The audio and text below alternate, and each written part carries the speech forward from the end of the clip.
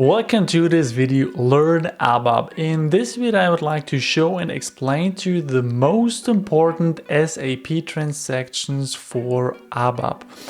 In this video, I would like to show and explain you the most important transactions, but of course I can just touch the surface and there are a lot more very important transactions. And at the end of this video, I will show you a trick how you can get to maybe almost all of the ABAP related SAP transactions. So before showing you the transactions, I would like to show you this slide. So in this slide here, I have listed very important objects in ABAP. Here we can see a program, function module, class, data dictionary object, interface body, CDS view, package, message, class. And I think to get started with ABAP, it's very important to get to know that ABAP is not just regarding writing ABAP code. It's to get to know the whole ecosystem and to get to know different places where to create different objects. So these objects are very, very important. So directly, let's get started in the SAP system. So first of all, let's start with the transaction SE11.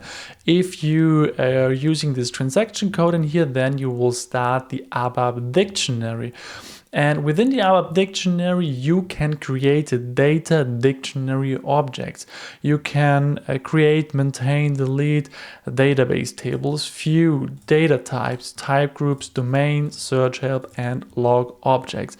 So this is basically the foundation and the objects that are later being used in the programs in the ABAP code itself. So keep this in mind. After this, I would like to show you the SE38. So within this transaction, you will open up the ABAP Editor. And this transaction is being used to create, maintain, and delete ABAP programs. So especially if you're calling a transaction, then in most cases a program is behind this transaction code that is being called, and within the program you're calling other objects like function modules, like classes, and so on. And within here, basically, you can enter the program name, click on create, and okay, I have it already, of course. Then you can click on create, and then within here you can enter different types. So if you would like to create a program, a function group, and include program, and so on. So these objects all can be created with the SE38, the ABAP editor. And if we have a closer look within one existing one, so therefore just click on display, and then you will open up the ABAP editor, and this is a very important transaction to basically write ABAP code within an own reusable object within a program. After I've shown you the ABAP program, then we also have to have a closer look in the SE37 transaction. So this will open up the so-called function builder. And with a function builder, you can create function modules, so a reusable routine to execute a specific ABAP code and logic, and each function module is linked to a function group. So a function group collects multiple function modules. And here we can, for example, have once again a closer look into a function module. And basically a function module is an interface having some importing parameters that you can pass over to this function module while calling, exporting parameters that you will get after calling, changing, having both tables, exceptions, and the source code itself. And what is important, if we click to attributes, there you can also create RFC function modules, so function modules that are called remotely. Then what we also have to have a closer look is the SE24. So this is the class builder.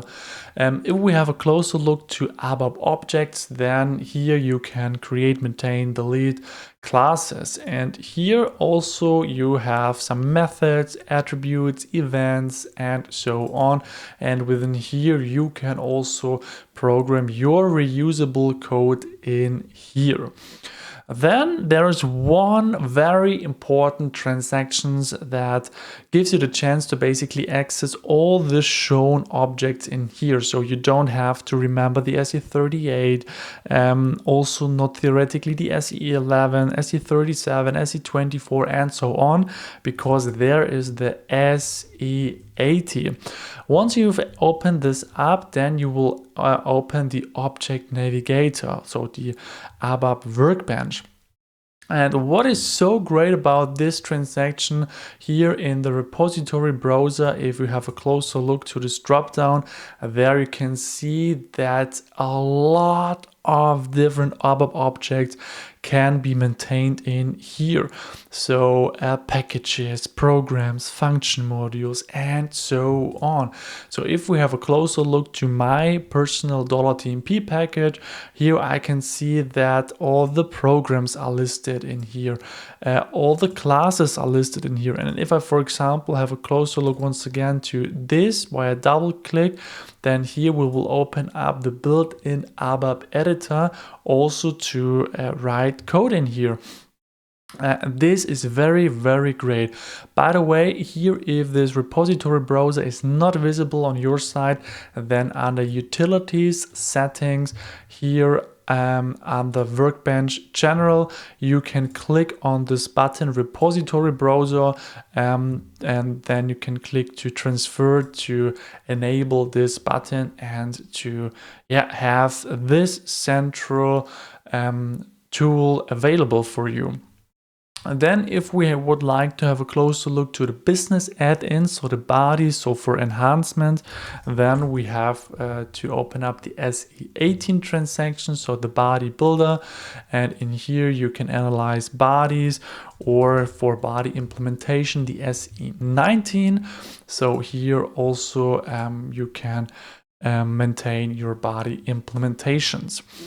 Then we open up the SE91, because this is one transaction for the message classes. Here you can basically create, maintain your messages, linked to one message class, having an own number, and there you can also maintain theoretically the translations that are being used later on in the program. Then let's have a closer look to the SE51. Within here, when it's coming to screens, then within here you can maintain screens in the screen painter. And here I have already opened up the program and the screen number for the Miro. And if I click to layout, then I will open up the layout for the Miro transaction. So here we have it, and here you can see all the elements that are being used in the Miro, and if you want to also all the subscreens and so on. Also not directly related to ABAP, but what I think is very important, it's a fundamental transaction. It's the data browser. So within the SE16, this is the oldest one, with the SE16N or the SE16H, this is the newest one. Within here you can enter a table, so for example EKKO for purchase orders, and then you can execute this, and then you can directly see the data in the tables. This can be quite useful if you would like to explore and analyze the data in the tables. Do I have to maybe adapt my coding in here? And what is also really important and useful here, you can see the technical name. And if I double click on this, then you will jump to the data element. You can see what kind of domain is being used, what field labels are there available, and double click to domain. You can also see the output routines. This is also quite useful. Then let's jump to one very important transaction. It's code_scanner. Within this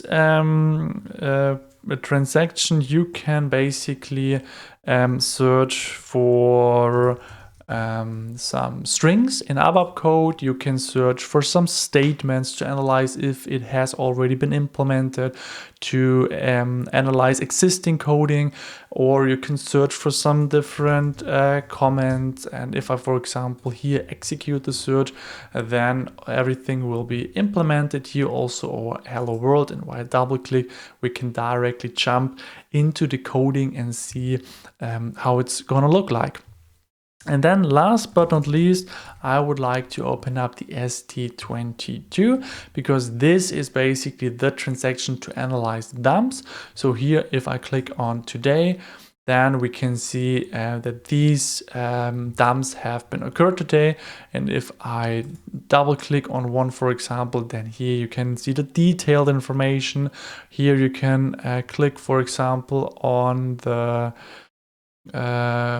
error analyzers, for example, to analyze it in here. So yeah, this is very, very important in here. And so let's jump to the start screen, to the SAP Easy Access, because at the beginning I said that these shown transactions are the most important transactions every ABAP developer must know. And of course, there are a lot more SAP transactions related to ABAP that you can use to code ABAP and to use the different possibilities within ABAP. And what I like is using area menus, because area menus collect transactions regarding one specific area. And there's the SDW0 area menu. You have to be in the start screen, and then you enter the ID of this area menu, hit the enter key, and then within here you can see all of these very important transactions related to ABAP. Under extras and settings, you can select the setting display technical names and then click on OK. I have to call once again SDW0, and then you will see at the beginning, as I have it right now, the transaction code in here. Then you can create favorites and so on. So this is also a way that you can use to explore more transactions related to ABAP.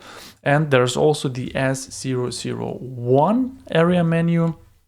Also gives you quite a collection of very important transactions regarding ABAP. And yeah, if you have any questions left, please put them in the comment sections. Please like this video and please subscribe to not miss great upcoming videos. Thank you so much, and see you in the next video.